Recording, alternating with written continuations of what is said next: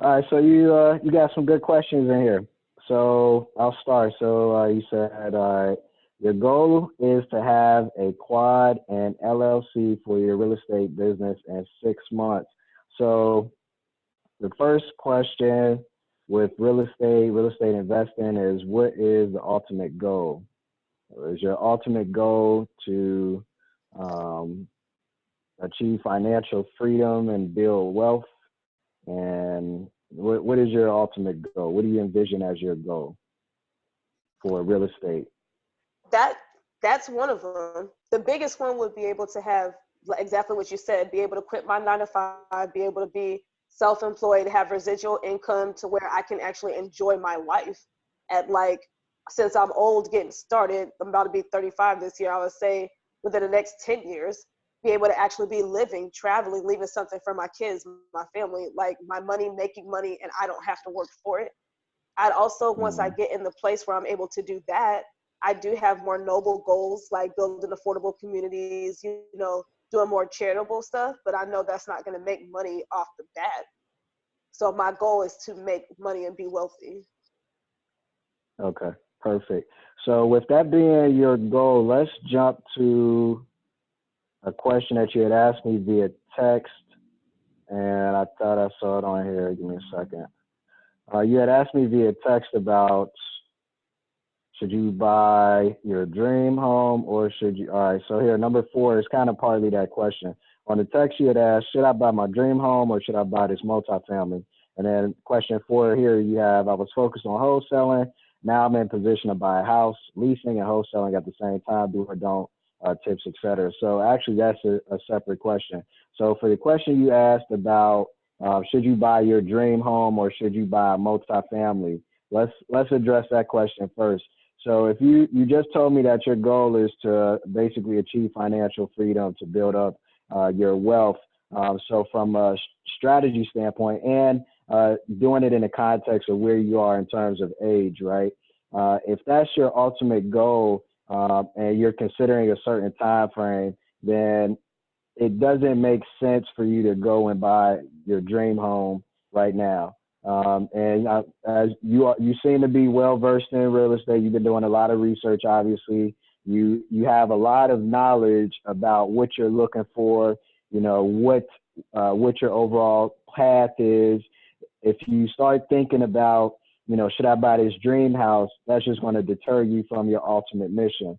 So when you are thinking about, the wealth, you're thinking about building, the residual, then the main goal becomes building up the cash flow. If you buy that house, there's going to be no cash flow in it unless you do something like an Airbnb strategy. But then at that point, you wouldn't be looking for a dream home. You would be looking for a different type of property to then use as an Airbnb rental. So moving forward, I would tell you to, from a mindset standpoint, eliminate the idea altogether of you thinking about this dream home, put it to the side, and then start thinking, in 5 years or 7 years or in 10 years, if I want, this dream home, then at that point I'll be in a financial position to buy the dream home and have all of the investments pay for it, and not take the financial hits that I'm going to take with taking on this asset that's not bringing in any income. Okay.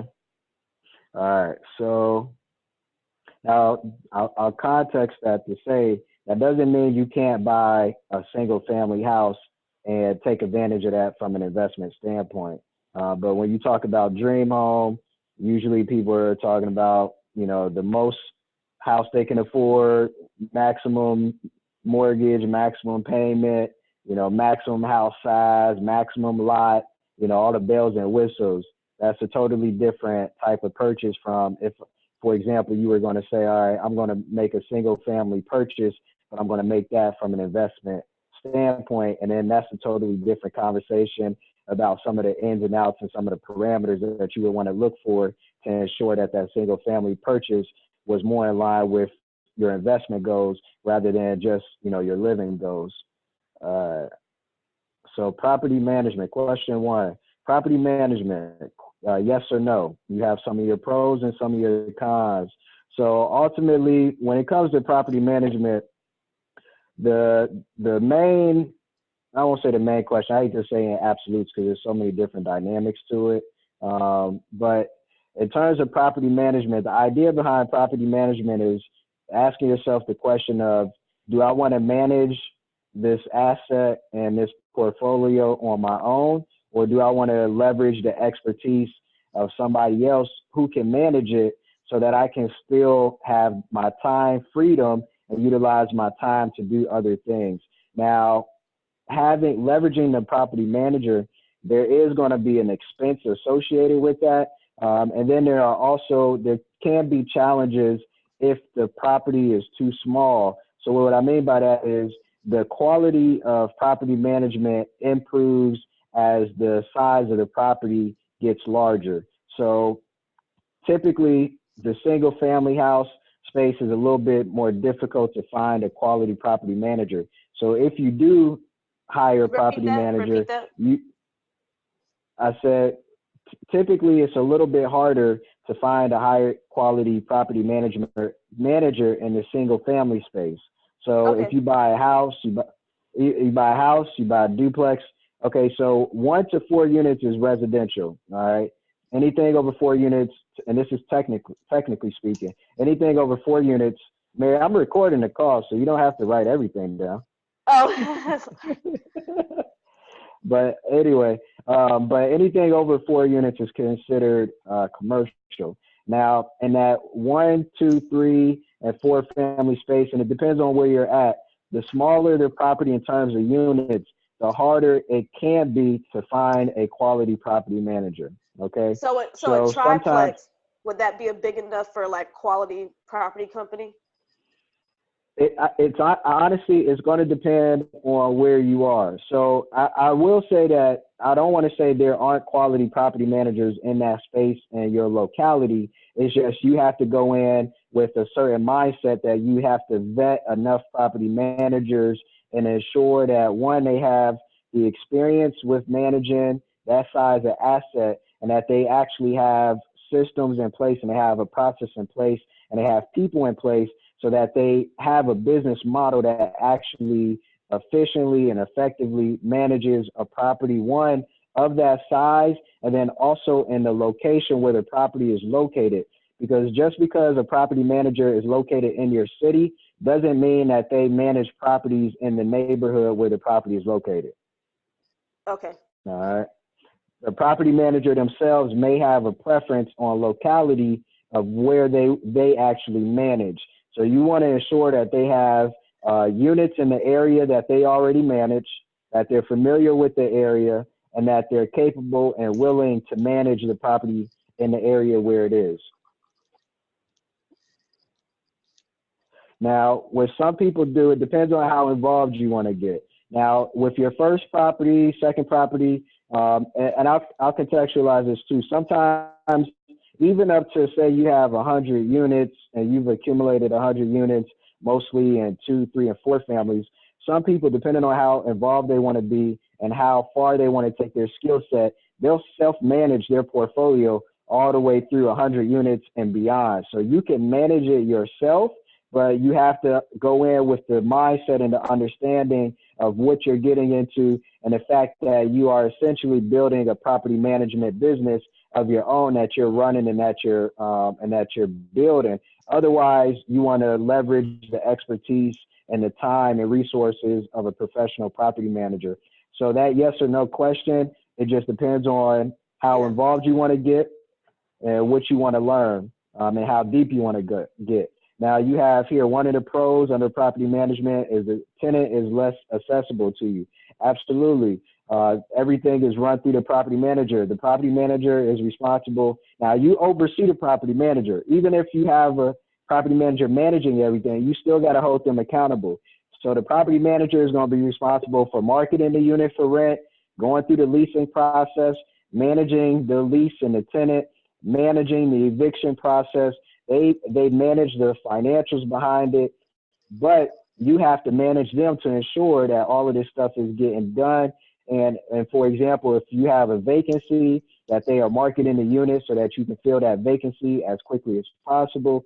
et cetera, et cetera. So yes, one of the pros is the tenant is less accessible to you, which eliminates the issue that a lot of people have and say, you know, they get too friendly with their tenants. And then when the tenants have, you know, excuses or whatever may be going on, you know, then you start to manage the asset less from a professional standpoint, and that's when people start losing money because they're not managing the asset as a business, and it becomes more of a hobby. So that is a pro. Now, one of the cons, you talk about additional fees. The additional fees is something that you build into the investment itself. So when you are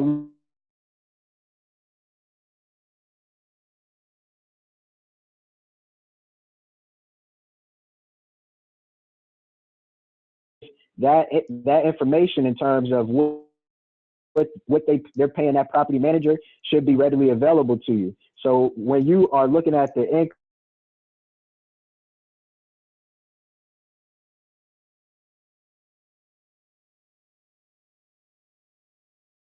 in a range that you're comfortable with, then you're accounting for that property management expense as a normal business expense. So don't look at it as additional fees. Look at it as leverage for what it is and all of the benefits that you are getting out of it. And if you go in with the mindset that you're maximizing your leverage in various areas, then it's not really an expense per se. It's really allowing you to maximize your effectiveness and your efficiency. And then also ask who's managing the property, and that gives you an opportunity to talk to that property manager, see if that property manager, if you like them, if y'all can work well together, because they already know the property, because they're already managing the property. You could have them continue to manage the property once you acquire it, but you still want to do your due diligence. Just because they're managing the property now doesn't mean that they're a good property manager. They're just the person that the previous owner hired and was working with. So you still want to go through the process of vetting them and qualifying them, and then deciding if you want them to continue the management. But assuming that the property manager is a good property manager, you like them, et cetera, the easiest transition would be to keep the same property manager on. And then over time, after the first quarter, the first 3 months of ownership, then you can evaluate how that business relationship is working out for you, and if you want to continue to have them manage the property. All right. So question 2, you had conventional loan or FHA. Pros and cons of the FHA: the government oversight, the help with closing costs and down payment. FHA con: mandated PMI, which is a mortgage insurance premium. So the conventional versus FHA, one of the main questions is going to be, how much money do you have to put down? The FHA automatically comes with a couple of benefits, right? It's going to allow you to put a lower amount of money down, which allows you to get into the property easier. Some people will argue that, you know, putting up the least amount of money to get into that investment is more advantageous. And there are different parameters that you got to look at. Advantageous because you keep more of your cash up front. Now, the PMI can be refinanced out once you have a certain percentage of built-in equity. But that refi out is going to be an entirely new loan, because I'm pretty sure now you can't refinance out the PMI and keep the existing FHA mortgage. The PMI now is basically permanent. It used to be you could just refinance out the PMI with the same mortgage, but you'll have to get an entirely new mortgage. So going in, if you decide to do the FHA, just know that at some point in time, you're going to have to refinance and get another lender to remove that PMI. But again, it allows you to get in cheaper. It allows you to keep more of your cash, but you got to monitor your interest rate. The interest rate may be a little bit higher, but considering this is your first investment property, some of that stuff is going to be a little bit more negligible than others. So, but one of the benefits is if you go conventional, it is going to require more money up front, but you have more equity going into the property because you put more down. How much does a conventional loan require down? It depends. Some lenders are 5, some are 10, some are 15, some are 20, and Depends on your because credit. it depends on the credit. It depends on the lender and what type of loan products the lender has. Every lender has different loan products. They don't all carry the same loan products. So one lender may carry a 5% conventional, another lender may carry only a 10% conventional, and then a third lender may only carry a 20% conventional. Then it also depends on how you're going to occupy the property. If you are buying this as an investment property and you're not moving in, automatically you're going to have to put down 10, or you automatically have to put down 20 to 25%. You can expect to have to put down 20 to 25%. If you go FHA, owner occupant, then you can move in with 3.5%. And then another benefit of buying a multifamily property that already has existing cash flow, when you buy as an owner occupant, they will take into account the rental income that's coming in from the property itself to help you qualify for the loan. So it's no longer just dependent upon your own income. They also consider the income of the other units. All right. So conventional loan versus FHA. Now, the last thing I'll say about that is when you are talking to lenders, it's a good exercise from an education and experience standpoint. It's a good exercise for them to basically price the loan using various loan products. So you can ask them, can you price this up as an FHA loan? And can you price this up as a conventional loan? And that will allow you to have a side-by-side comparison of what the cost will be like, what the payment differences will be like. And then you have more of a comparison tool, and then you can make your decision from there if that is a deciding factor of which type of loan to choose.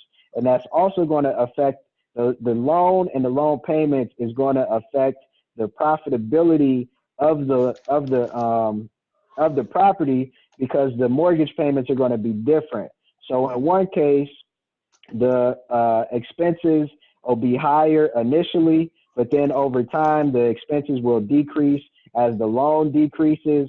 The other one, the income may be higher at first, and then it may go down as the loan changes. So it's kind of like this reverse of depending on what type of loan and how the payments adjust throughout the loan term. All right, let's see. Number 3, the quad I sent you has a high mortgage, but the rents are below market. Is it worth the investment if I don't see a profit until their current leases run out and I can raise the rents? All right, number 3, great question. Now, if you want to be an investor that lasts in the game, and you want to be an investor that makes money, you never want to make a purchase decision on the future performance of the property in terms of the multifamily. You want to buy it now, as I say that, I'm not saying you don't take into account the future potential of the property, but I'm saying you don't make that decision. You don't make the buy decision solely on that. You make the buy decision at the end of the day on whether the property is profitable on the day that you close on it from day one of ownership. So with that being said, looking at the rents, if the rents are below market, and I saw that text you sent, I think it was a text, or I think you sent the link to the ref in, but in the description, whenever they tell you, hey, the pro forma, this is what the pro forma says, the pro forma is just speculation, okay? I don't know what pro forma is. I'm getting ready to tell you. So you don't want to purchase as a speculator, all right? The pro forma is a projected outcome of what could be. So, for example, with the rents, there's what's the actual, income and expense as it exists now.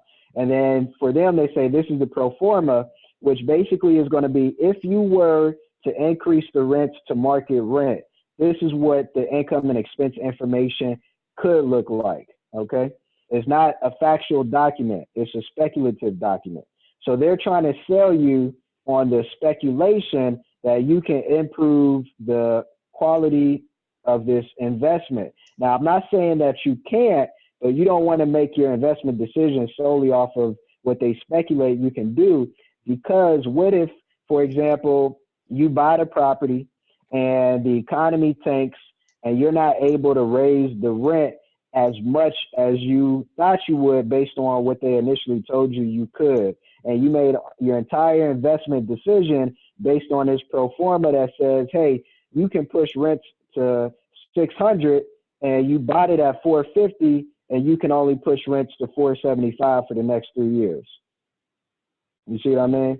So you don't want to base it off of speculation, only off of the existing rent as it is today. So you can look at the pro forma, but don't waste any time on the pro forma. Look at it today. Say, what are the existing rents and incomes today?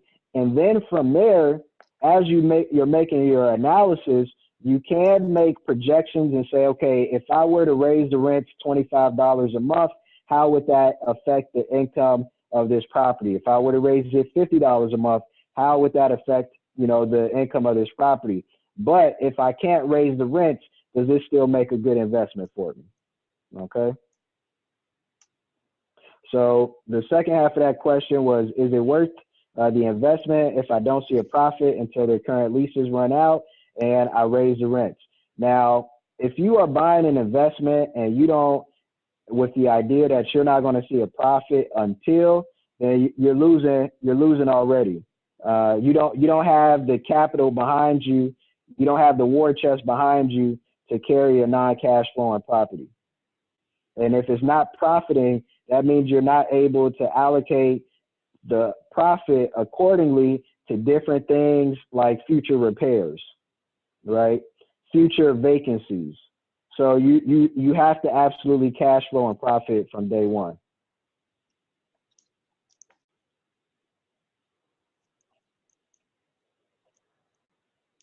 Did you see the text I sent you?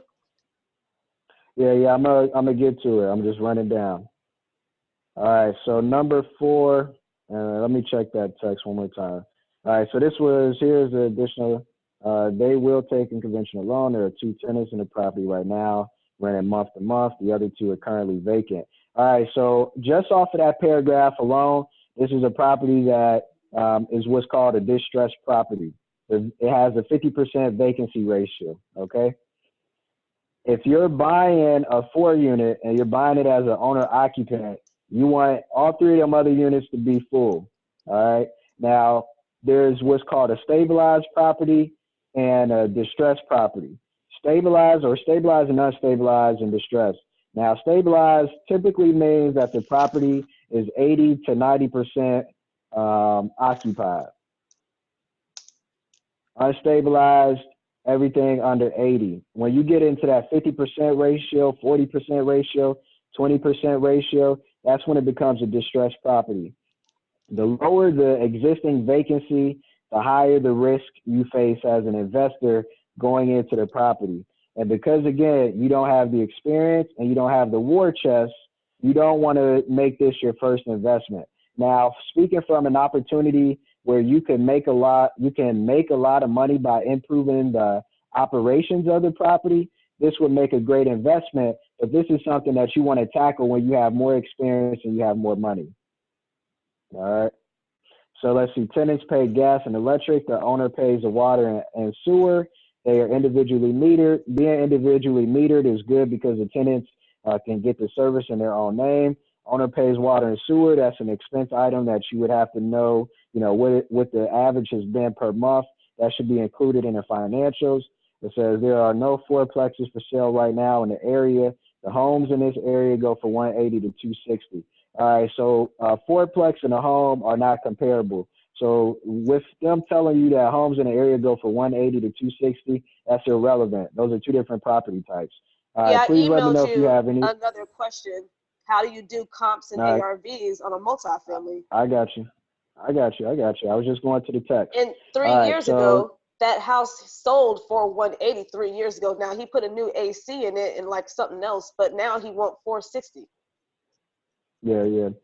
All right, so let's move down. We'll get to that. All right, number 4. I was focused on wholesaling. Now I'm in a position to buy, leasing and wholesaling at the same time, do or don't, tips, etc. All right, wholesaling, that's another business. So one, you have to ask yourself, what do you want to accomplish in terms of how you spend your time and what you spend your time on.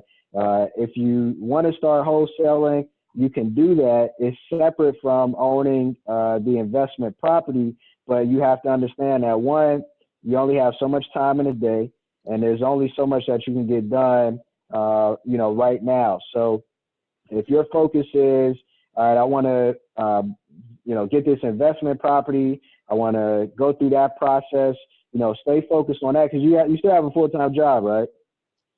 Yeah. And you just moved to Phoenix, right? Yeah. All right. So you got a lot of stuff going on. Maybe, and you don't have to. It all depends on how you commit your time. If you like, I'm about to give all of my free time to this real estate thing and do that, then you can do that. If you want to wholesale while you're buying this investment property, you can do that. It all depends on what you're willing to sacrifice and what you're willing to commit to, and ultimately what you want to accomplish. Now, wholesaling, leasing versus wholesaling at the same time. Now, if you are going to wholesale, then you definitely want to leverage the expertise of that property manager as much as possible because it frees up your time, right? Now, do or don't tips, etc. Yes, you can do them at the same time. The do or don't or the tips, wholesaling is a business. So if you are going to get into wholesaling, then you got to go into it with the mindset that, hey, this is a business. This is going to take time. Because in order for you to see real results, it's going to take some time. Now, you could have a quick hitter where you get lucky and you call the first 10 people you call, you get a deal out of the first 10 people, and now you got a $5,000 check. That can't happen. But if you want to do it consistently and over time, then you're going to have to start committing the time and the energy to build out your wholesaling business, which then can produce the profit that you can use to make your other investments. And you could build a wholesaling business where you can use the profits to then free you up from working full time, with another company. And now you're building and running a wholesaling business full time that you then can use to create other opportunities for yourself.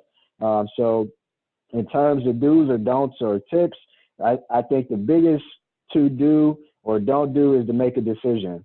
The hardest thing for people to do, seriously, the hardest thing for people to do is make a decision and then commit to that decision and then actually take the action steps and execute towards that decision. So the biggest thing for you is to make a decision on your future, and that future being, okay, am I going to 100% stay committed to my profession and my career and build my investment portfolio on the side, or am I going to commit myself to working my profession as a form of generating income so that I can build my investment business and portfolio on the side?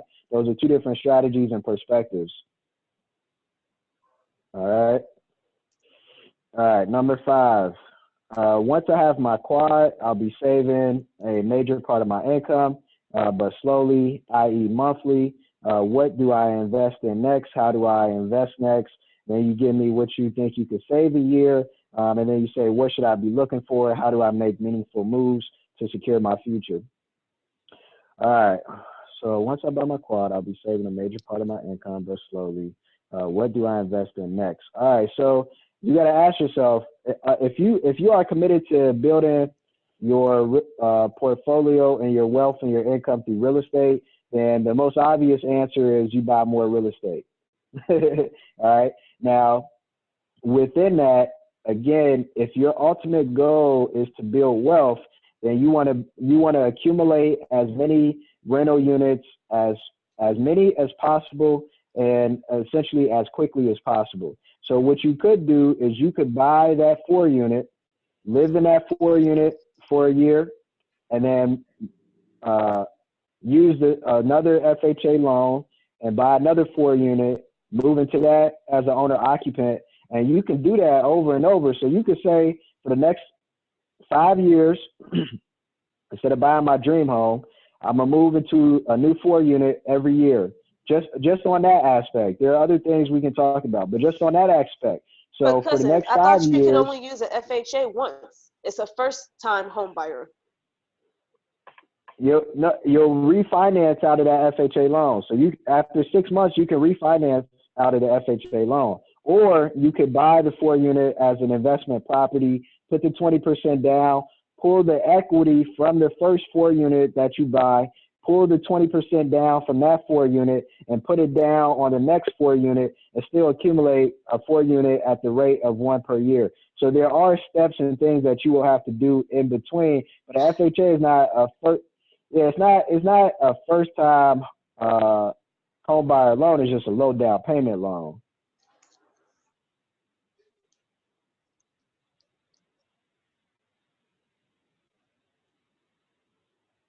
if I'm not mistaken. I will double check that for you,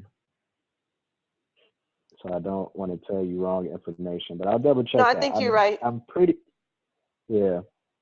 All right. So one strategy would be, all right. So what do I invest in next? Another 4-unit and another 4-unit. And then after you accumulate 2 or 3 4-units, then you can start looking at larger multi-unit properties to invest in. Now, in terms of your cash, when it comes to investing, you want to be able to save as much money as you can, because the more you can save, the more you can invest. Now, this question is also going to depend upon the question we asked before in terms of what type of commitment are you going to make towards your career, and whether or not you're going to try to build a wholesaling business, because then you're going to need money to invest in your wholesaling business until you start generating income and stuff like that. So that question is multi-tiered, and there are a couple things that you have to answer for yourself. Now, what should I be looking for? Again, more 4-units. How do I make meaningful moves to secure my future? It's all about cash flow and net worth. Financial freedom is about having enough cash flow from your investments, fund every aspect of your life. So that's where the freedom comes in, when you have income coming in from the investments and you no longer have to actively work to receive income. Now, it's not saying that you won't actively work to receive income. It's saying that you don't have to. All right. There are different types of income, and most people are only familiar with active earned income, which is I have a job, I go to work every single day, and I get a paycheck. But that's not the only type of income. All right. So you're creating a portfolio that is yielding a different type of income. All right. So number 6, my new mentor from the SBDC talked bad about flipping. He mentioned, you don't know if he's as farm as you think he is. He has experience with leasing and rentals. How do I locate a mentor to help with the technical aspects of wholesaling while also not getting taken advantage of? I've already been in situations. Okay. All right. So the mentor at the SBDC, they may or may not have any experience flipping. And even if they have experience flipping, they may have had a bad experience flipping. You don't want to be mentored by somebody who's not actively in the business, who is actively doing the business and the type of business that you want to be doing. So in terms of mentorship, now you want to start associating yourself and putting yourself around other investors. So what you want to do, and because you're in Phoenix is a very active real estate investment community. So what you want to do is you want to look up the local, it's called Real Estate Investment Association, REIA. All right. There's a national association, and then every locality across the country has at least one, if not multiple, real estate investment association clubs, where local investors are members of these clubs, and these clubs provide an enormous amount of education and mentorship and friendship and networking opportunities for investors in the local community. So they will have programs, they will have classes, they will have workshops, they will have boot camps, they will have mentors who are actively wholesaling in the local market, and they can educate you on the nuances of the wholesaling business, the flipping business, as well as, more importantly, the local market and the teammates you need, the contractors, all of that stuff. You can find that by networking through that local association. And it's cheap. Membership usually is like $100, $150 to $200 a year. That, compared to other industry associations, that is a steal for the amount of value and opportunity that you get in return. All right. And then number 7, how do you do comps and determine the ARV on a multifamily property? All right. So if the property is under 4 units or less, it's comped on what's called the sales comparison approach. If it's 5 units or more, it's comped based on what's called the cap rate. Hold on, the comparison what approach? The sales comparison approach. For 4 or less, sales comparison approach. And if it's 5 or, you said 4 and less are on the sales comparison approach? Yep, comparable sales, comps. That's where the name comps comes from. It's called, so if you hire an agent, they're going to provide what's called a CMA, comparative market analysis, or a broker, BPO, a broker price opinion, comparative sales analysis. That's where the comps comes in, because it's comparing that property to other comparable properties in a certain vicinity and the nuances of those different properties, and it's comparing them to come up with a market value. So the comps is the same thing as the sales comparison approach? Yep, there's just different names for basically the same thing. So for now, property that's 4 or less, which includes a quad, you would use the comps. You will use the comps of other quads in the vicinity. Now, let's say that quad is located, say there are no comps in a half-mile radius, right? What the assessor is going to do, not the assessor, the appraiser, what the appraiser is going to do is he's going to stretch that out now from, instead of a half mile, he's going to stretch it out to 3/4 of a mile. If he has to go further than 3/4 of a mile, he'll go out to a mile or 2 miles. However far he needs to go out to find at least 3 other sales comparables, that's how far he's going to go out. And he's going to make appropriate adjustments based on location, based on neighborhood, based on the year it was built, based on the condition of the property, all of these different nuances. And he's going to make a comparison to your property, and he's going to determine a market value for that property. Okay. If I'm the one running the comps, how do I make those adjustments? All right, so you, for one, your agent, the agent that you're working with as your buyer's agent, they should be the one initially running the comps, and they should provide you with a comp report, and they're going to use that comp report to advise you on what they think the offer amount should be for the property that you are looking to purchase. So what you're doing right now is, because you're doing a lot of research, because you're hitting the ground, you're contacting the listing agent directly, okay? The listing agent does not work for you. They work for the seller. So they do not have your best interest at heart. She's the listing agent for a different property, and she just said she would continue to help me. But her response was really lazy when she said there's none in the area, and that was it. Yeah, so for one, she's wasting, she's gonna waste a lot of time working with you because she don't even know who you are, and she hasn't. I mean, seriously, but from an agent standpoint, she hasn't vetted you, she hasn't qualified you. You know, she's helping you, but you could go on and take that information and move on and end up working with another agent. So if she continues to invest time in you and you end up not working with her, it ends up becoming a waste of her time. But that's her business. That's not yours. Now, for you, the buyer's agent, the buyer that represents you, is the agent that has your interests at heart, and it is the agent that represents you and provides you with certain pieces of information. Now you can do a rough comp analysis using like Redfin and Zillow and stuff like that, but that is not as accurate as what you would get from an agent. Now, when that agent out, you can work directly with the seller's agent, but what you would want to do is have that seller's agent have, and depending on what brokers they work with, you would want to have them assign a buyer's agent to you, and that buyer's agent would then represent you, and you would have somebody in between on your behalf. Now, as you increase in skill set and you increase in knowledge, then you can work directly with the seller's agent because you know how to advocate for yourself, you know what information to ask for, et cetera, you know how to negotiate, et cetera, et cetera.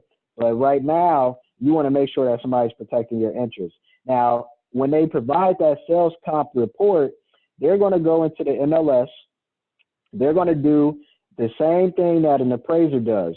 Now, the appraiser has a different role than the real estate agent. And the appraiser is an unbiased opinion. They use a deeper and a different methodology. So they could come up with a market value for that property. Your agent could come up with the market value for that property. The tax assessor who's assessing the property, they could come up with a different value for that property. The seller could come up with a different value for that property. So all of these people can evaluate this property, and they all can come up with a different number, all right? And they will. None of them are going to have the exact same number generally. Now, when you're looking at the comps and that agent provides you with the comp report, they're going to provide you with the base level report that literally just lists the properties and the different details of those properties. And then they may or they may not provide you with the recommended price. They should, but they may not. Now, once you get that report, it's now your job to start looking at that report and making your own analysis of how do these properties compare to the subject property that I want to buy. So, for example, what year were they built? If they're 10 or 20 years older or newer, you have to make an adjustment for that. If your property sits on half the lot size of the comparable property, there's an adjustment for that. Hold on. If, for example, the roof on the comparable property was just replaced and the roof on your property is 20 years old, there has to be an adjustment for that. Now, when you ask, okay, well, what are those adjustments? It depends on what the detail is. So, for example, if the comparable has a brand new roof and your property doesn't, you could make an adjustment of, say, $10,000 because a new roof is going to cost you $10,000. All right. So let's say the comparable property is 400, and you say, okay, how can I compare this apples to mine? Well, this one has a new roof and mine doesn't. That takes mine down from 400 to 390. All right. And then let's say that that property is, what would be a good one?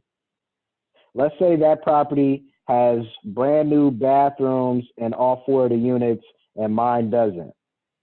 Okay, well, I can subtract anywhere between $200 to $3,500 per unit from my property because they have outdated baths. And if I were to go in and update the baths, it might cost me $2 to $3 grand per bathroom. So now my property isn't at 390. My property is at 378 because I took off 12,000. All right. So that's how you start to make those comparisons and make those adjustments to reach a price that you think the subject property you're looking at buying. That's how you start to make that comparison and develop your own offer amount for what you think the property is worth. Now, on the flip side, you ask, how do I determine the ARV on the multifamily? Now, sticking with only the residential, under 4 units, when it comes to the ARV is similar to the sales comps in twofold. One, you're going to use sales comps to develop the ARV for the property. And just how the ARV and sales comps are tied together on the residential side under 4 units, the cap rate is tied in the same way on 5 units or more.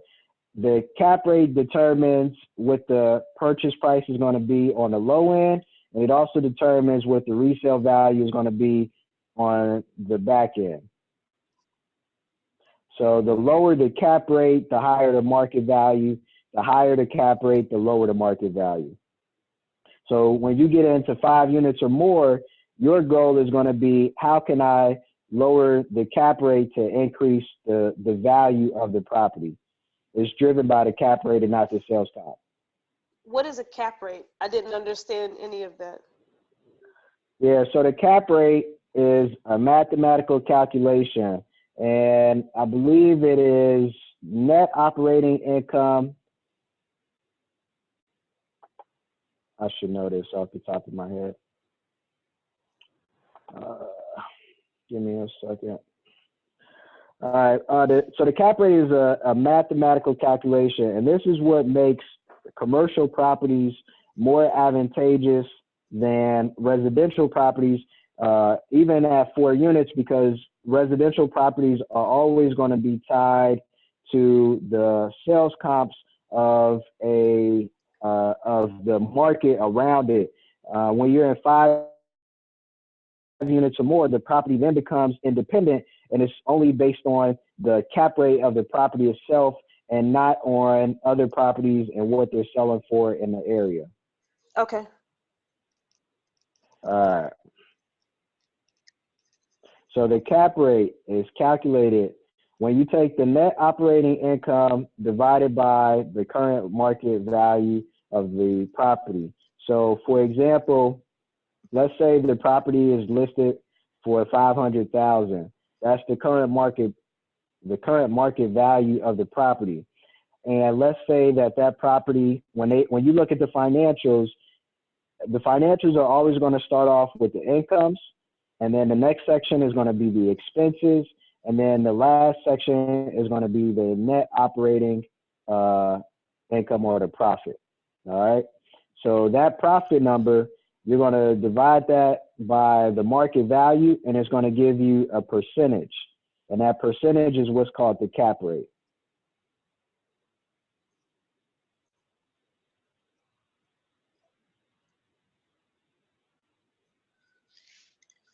And so what was that inverse relationship you were talking about?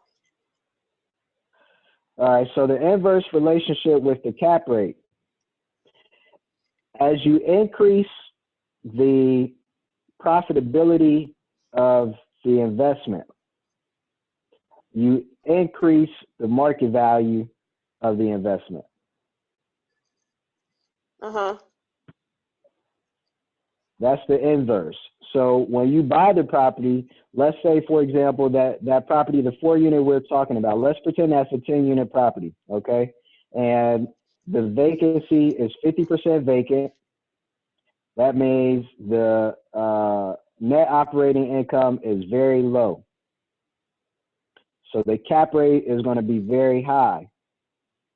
All right. You buy it and you take it from being 50% vacant to being 100% occupied. You've doubled the income, and let's just say, without accounting for other expenses, you doubled the income and you doubled the profitability of the asset. Because the net operating income has gone up, you have driven down the cap rate and you have increased the market value of the property because it's worth more, because it's producing more in profit. So when the net operating value goes up, the cap rate goes down? Yep. And the cap rate is influenced directly by the net operating income. And then the market value slightly is influenced by the market and the market demand. So for example, right now in a lot of areas, cap rates are really low because there are a lot of people buying multifamily properties. So the demand for the multifamily is extremely is extremely high. So the cap rates are what they call tight. So cap rates right now, depending on the market, they could be as low as 4%, 3%. They, on average, you're probably going to find somewhere between 6 to 10% on the cap rate. But if the demand in that market is high, it's going to drive down the cap rate even more.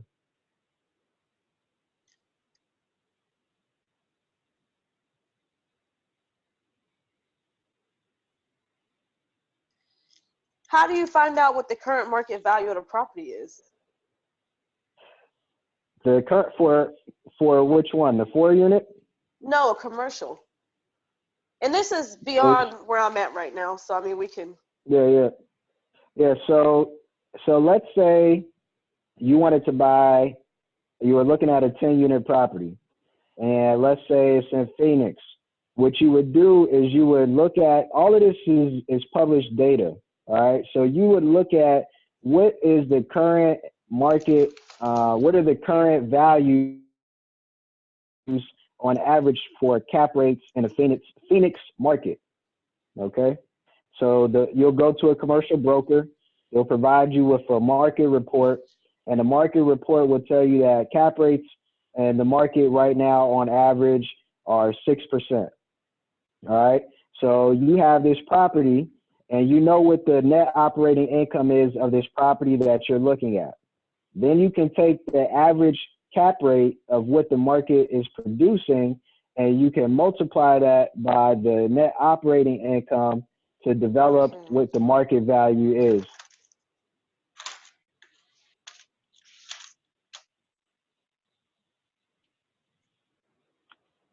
So for your equation, you want to put cap rate equals net operating income divided by market value. So as long as you have 2 of those 3 numbers, you can figure out the third.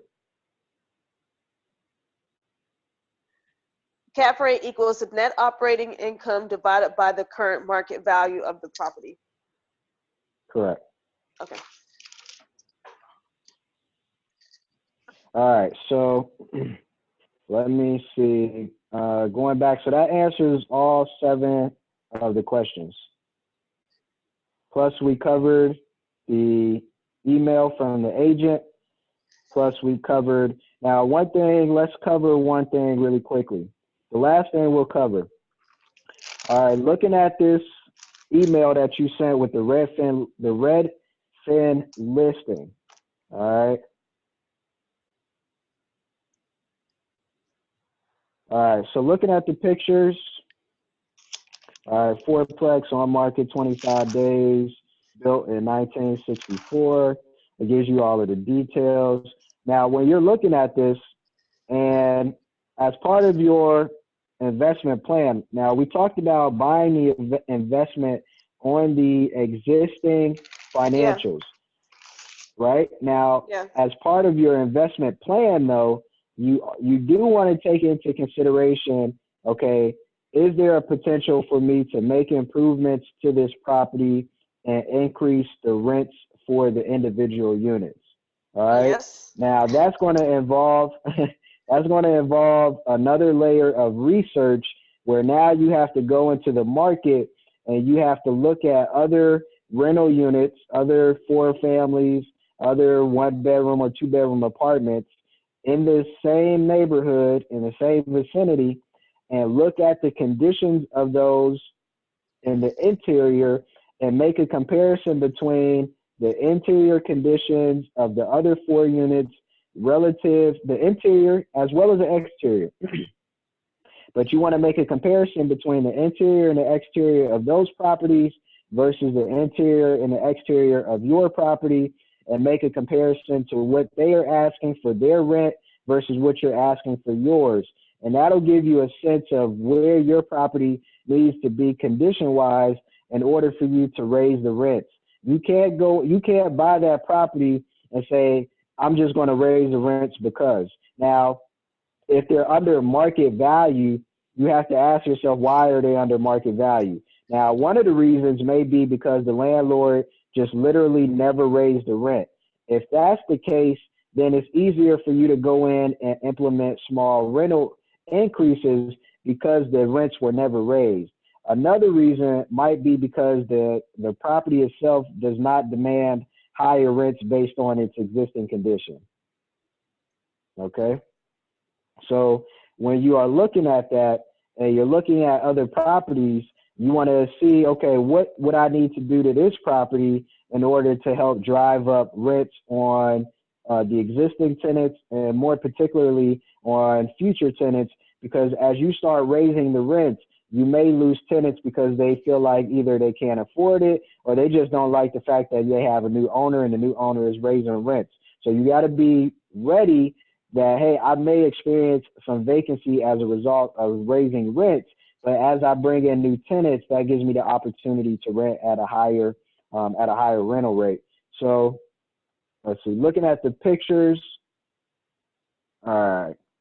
Now, this is an odd property. You don't have these type of properties out here. You don't. You just. I mean, this is an odd looking property. It's just a different type of property. All right. So looking at this, it looks like they replaced the windows recently, and then that's another thing. When you're looking at these properties, you want to find out when were the last major upgrades done? When were the windows replaced? When was the roof replaced? When was the heating and cooling system replaced? The AC condenser, when was that replaced? Has there been any major work done to the plumbing? Those are going to be your major expense items, all right? And then looking at this, it has parking. You want to make sure you assess the condition of the parking and particularly the blacktop, because if the blacktop is not in good condition, then at some point you're going to have to factor in the cost of redoing the blacktop. Now, looking at the interiors, they look in pretty clean condition. You got tile flooring in here. You have the white walls. Everything looks to be apartment grade as far as the bathrooms are concerned. You got white appliances. So this is a very basic quality apartment. There's not a lot of frills to it. It's basic. It's clean. Everything's apartment grade. So you could come in here and do things like maybe paint some accent walls. That's not going to drive up your rents too much. You could upgrade the bathrooms, but honestly, looking at this property overall, I probably wouldn't come in and do anything other than maybe just painting a few walls. I wouldn't really upgrade the kitchens at all. It doesn't look like this property is going to demand stainless steel or upgraded cabinetry or anything like that. So wait. condition-wise, So I have to justify raising the rent? you don't have to justify. I mean, they're it paying if like $650. That seems like really low for a unit like that. It's very spacious, and the backyard can really be hooked up in the front yard. There's no curb appeal whatsoever. But $650 just seems really low. So that's why I said there are two considerations when you're raising the rent. The first consideration is if the rents are literally below market. If they're literally below market for that existing property type and that existing condition, then yes, you can raise the rents to bring them up to market. And the only reason why they're not at market, if they're under market for that existing condition, the only reason why they're under market is because the current owner failed to adequately rent those units at market rate. That might be because the tenants have been there a long time. That might be, and they didn't want to raise the rents on them. That mean they might have, instead of getting strong tenants, they just basically wanted to rent them out as quickly as possible. So they rented them at a lower rate. It also might mean they just weren't familiar with the market rates and what they could get for those units, so they leased them at a lower rate without knowing. So there are a lot of different reasons for why they may be renting at lower than market rate. Now, if they're lower than market rate, again, for the existing condition, then yes, you can go in and start raising the rents, but you also have to keep in mind that you can't go in and raise the rents $100 and not expect $100 a month and not expect the tenants to, have issue with that. When you talk about raising rents, you're talking about maybe a monthly increase of $25, maybe $50. Now you could jump it to 100. You can jump it to 100, but you got to know that you might lose all of your tenants and you're going to have to bring in all new tenants. So there's going to be some downtime on your revenue. Yeah, Which I means think you're going to have to come in and pay that mortgage yourself. like you said, I really like this property like a lot. But you're right. You said, I don't have skin in the game. I don't have a lot of muscle behind me. And from day one, if I'm not making a profit, then I'm losing. And that's not really sustainable for my career. So. Mm-hmm. And also, just looking at, I don't know market values in Phoenix, but part of your acquisition is too, how can I get the cheapest property with the maximization of the rental income? As an investor, you don't want to buy the most expensive property you can find. You want to buy the cheapest property you can find that's going to yield the highest rate of return. Okay? But I don't know what property values are in Phoenix, so I can't give you any contextualization on the $459 asking price. But what I would do is I would start to familiarize myself with the lowest priced units on the market right now and where they are located. And you obviously know where the $500,000 properties are located, but you want to familiarize with yourself everything from the lowest price up to where you are at $500,000 now. And you want to be able to see what the incomes and the expenses are.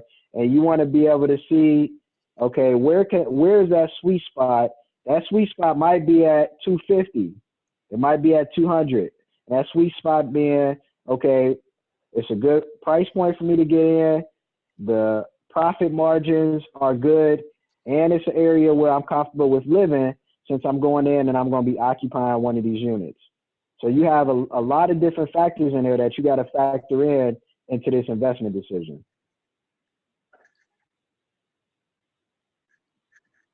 Okay. And then just one last thing, as you start to develop this, you want to write down on paper what your investment criteria is. You don't want to keep it all in your head. Write down literally on a sheet of paper or type it up and say, this is my investment criteria. And for that investment criteria, you want to start to develop, okay, at the top of it, I'm looking for 4 units. All right, am I looking for, and I don't know how they build the properties out there, but am I looking for all brick? Am I looking for all cinder block? Am I looking for a wood frame, which is basically a wood house or a wood structure?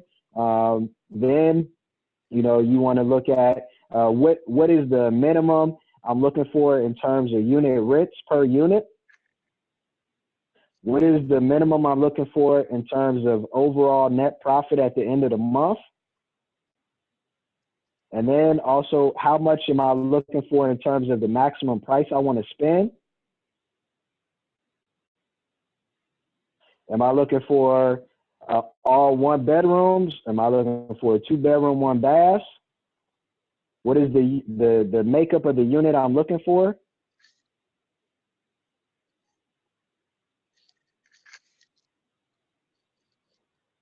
All right. And then you can also develop your target neighborhoods. So as you develop that price point and you get an idea of the different neighborhoods, you then can make a short list of target neighborhoods.